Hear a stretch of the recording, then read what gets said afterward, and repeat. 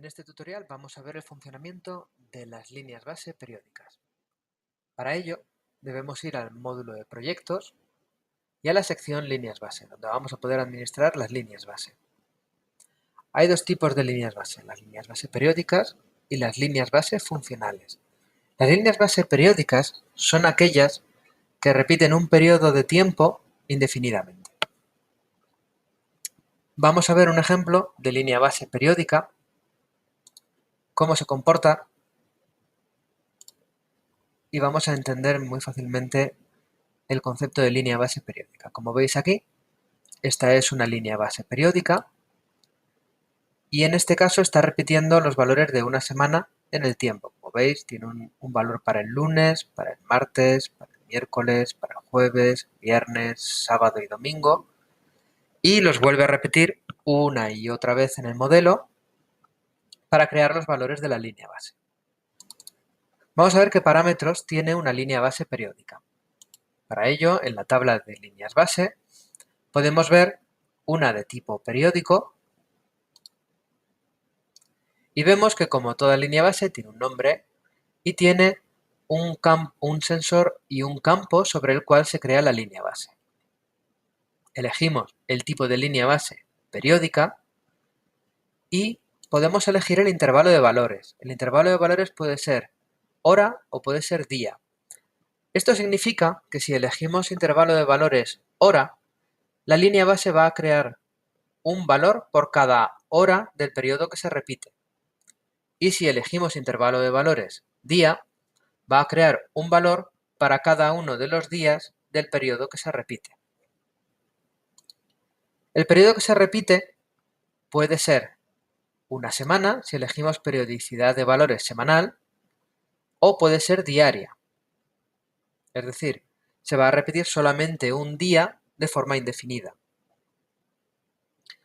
¿Esto para qué tipo de consumos puede servir? Puede servir, por ejemplo, para consumos que no dependen de variables exteriores, como puede ser la temperatura exterior, o la producción de una fábrica, o la capacidad o la ocupación de un edificio. Son, por lo normal, consumos de iluminación, por ejemplo, de cosas que están programadas y que tienen siempre el mismo consumo. Si volvemos a la ventana principal, a la pestaña principal, podemos elegir también el periodo de referencia. El periodo de referencia es un periodo de tiempo, puede ser de un mes, 6 meses, un año, y que se va a utilizar para calcular el periodo medio, por ejemplo, el día medio que se va a ir repitiendo durante la línea base, o la semana media que se va a utilizar para repetirlo indefinidamente para generar los valores de la línea base. También podemos elegir si el método que se utiliza para calcular esos datos queremos que sea la media o la mediana, que es otra medida estadística. A su vez, podemos elegir también tanto días de la semana que se tienen en cuenta a la hora de generar la línea base, como horarios dentro de esos días. Por ejemplo, si quisiésemos hacer la línea base periódica de un periodo de iluminación de un parking, por ejemplo, solamente los días entre semana, porque los días de fin de semana no nos interesasen para la línea base, excluiríamos el sábado y el domingo. Incluso podríamos decir que se cogiese solamente un periodo, por ejemplo, de 8 a 15, 59. Copiaríamos este horario semanal en los diferentes días, horario diario en los diferentes días de la semana, e incluso podríamos excluir algunas fechas. ¿Para qué sirve esto? Bueno, imaginamos que hay algunos días en los que el comportamiento del consumo, el sistema que estamos estudiando, no es el que nosotros queremos tener en cuenta para la línea base. Entonces aquí podríamos excluir, por ejemplo, el